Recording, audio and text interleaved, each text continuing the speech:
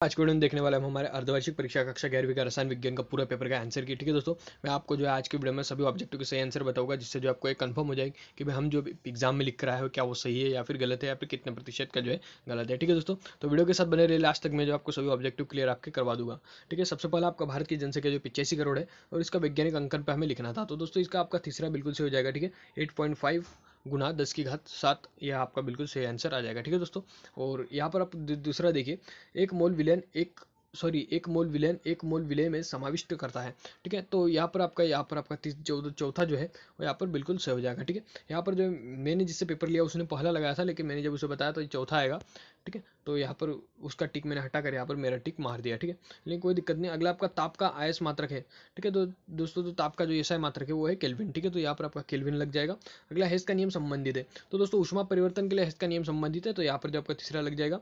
और पांचवा आप देखिए, पांचवा आधुनिक आवर्त में निम्नलिखित कैसे व्यक्त किया जाता है। ठीक है, तो परमाणु संख्या के आधार पर आधुनिक आवर्त में व्यक्त किया जाता है। तो इस प्रकार से दोस्तों सही विकल्प, आप इसका स्क्रीनशॉट खींच लीजिए, जिससे आपके मोबाइल में थोड़ा सेव रहे। ठीक है, ताकि आपको आगे अगर कहीं पर भी दिक्कत आए तो आप जो है देखकर बता सके। अगला आपका रासायनिक समीकरण में भाग लेने वाले पदार्थों को क्या कहते हैं, तो अभिकारक भी कहते हैं, क्रियाकारक भी कहते हैं। यार इन दोनों को भी अगर आपने लिखा होगा तो आपका बिल्कुल सही माना जाएगा। अगला आपका आयोडीन युक्त नमक में NaCl के कुछ मात्रा में मिला होता है। ठीक है, तो दोस्तों ये आयोडीन, ठीक है, आयोडीन मिला होता है। ठीक है, अगला दोस्तों आपका कि धन ऊर्जा यानी डेल एच का मान सदैव होता है। ठीक है, तो डेल एच का मान सदैव क्या होता है दोस्तों, धनात्मक होता है। अगला दोस्तों, उत्कृष्ट गैसों की इलेक्ट्रॉन बंधुता होती है, तो दोस्तों जीरो होती है। उत्कृष्ट गैसों की इलेक्ट्रॉन बंधुता किसी होती है दोस्तों, जीरो होती है। अगला आपका एक तत्व का परमाणु क्रमांक 20 है, तो आवर्त सारणी में समूह वर्ग में उसे रखा जाएगा, तो द्वितीय श्रेणी में इसे रखा जाएगा। ठीक है दोस्तों, तो इस प्रकार से आपके रिक्त स्थान दिया, आप इसका भी स्क्रीनशॉट खींच लीजिए। चलिए बढ़ते हैं सही जोड़ी की ओर। ठीक है, सही जोड़ी में सबसे पहला आता है आपका पाउली का अपवर्जन नियम। तो दोस्तों आप सभी को पता है, पाउली का अपवर्जन नियम कहता है कि किन्हीं भी परमाणु में 2 इलेक्ट्रॉन के 4 क्वांटम संख्या का मान समान नहीं हो सकता। ठीक है, तो ये इसकी ये परिभाषा ही है, तो यही इसका जो है सही जोड़ी में हम इसे सही लगा देंगे। अगला आपका द्विगंशी क्वांटम संख्या।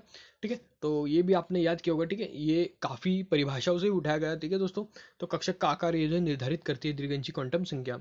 अगला अब्बाउ का नियम, तो अब्बाउ का नियम भी जो है हमारी कक्षा भरने से संबंधित है कि परमाणु अवस्था में कक्षा उनकी बढ़ती क्रम से ऊर्जा स्तर की ओर बढ़े जाते हैं। ठीक है, बढ़ती से कम की ओर बढ़े जाते हैं। अगला आपका यहाँ पर कि मुख्य क्वांटम संख्या यानी चौथे का जो है आपका यहाँ पर पहला वाला लग जाएगा सदैव धनात्मक, और हाइजेनबर्ग के अनिश्चितता का जो सिद्धांत है उसकी परिभाषा यहाँ पर हम लगा देंगे। सॉरी, ठीक है, किसी अपारमाणविक कण की स्थिति संवेग एक साथ सही निर्धारण करना संभव नहीं है। ठीक है दोस्तों, तो इस प्रकार से जुड़े, आप इसका भी स्क्रीनशॉट खींच लीजिए। चलिए बढ़ते हैं एक शब्द एक वाक्य की ओर। ठीक है, कितने तत्व ज्ञात है, तो अभी तक 118 तत्व ही ज्ञात है। ठीक है दोस्तों, तो हम 118 ही लिखेंगे, क्योंकि हमारे आवर्त सारणी में भी 118 ही दो तत्व दोस्तों आते हैं। अगला परमाणु द्रव्यमान की मानक इकाई क्या होगी, तो AMU दोस्तों इसकी मानक इकाई होगी। ठीक है, तीसरा प्रश्न आप देखिए दोस्तों, 23 OMU हमें दिया हुआ है और उसके परमाणु का द्रव्यमान भी हमें दिया हुआ है, और ये हमें ज्ञात करना है। ठीक है, सूत्र लगाइएगा, आप ज्ञात कर लीजिएगा। मैंने डायरेक्ट इसका आंसर लिख दिया है 23 ग्राम। ठीक है, अगला आपका एंथैल्पी और यहाँ पर एंट्रोपी, अवस्था फलन के दो उदाहरण यहाँ पर हमें देने थे। ठीक है, तो अवस्था फलन के दो उदाहरण दोस्तों एंट्रोपी और एंट्रोपी। ठीक है, अगला क्रमिक आयनिक ऊर्जा का क्रम लिखिए। ठीक है, तो ये इस प्रकार का क्रम होता है। ठीक है दोस्तों, IE1 IE2 IE3। ठीक है, बढ़ते क्रम में। ठीक है, और बाकी जो आपके प्रश्न उत्तर दे रहे वो अगले साल के पैटर्न की तरह ही है। ठीक है दोस्तों, यहाँ पर आपका कोई भी चेंज नहीं किया गया है ब्लूप्रिंट के अनुसार। ठीक है दोस्तों, तो इस प्रकार से आपका पेपर था। उम्मीद करता हूँ आपका पेपर अच्छा गया होगा। चलिए मिलते हैं नेक्स्ट वीडियो में और किसी नए टॉपिक के साथ।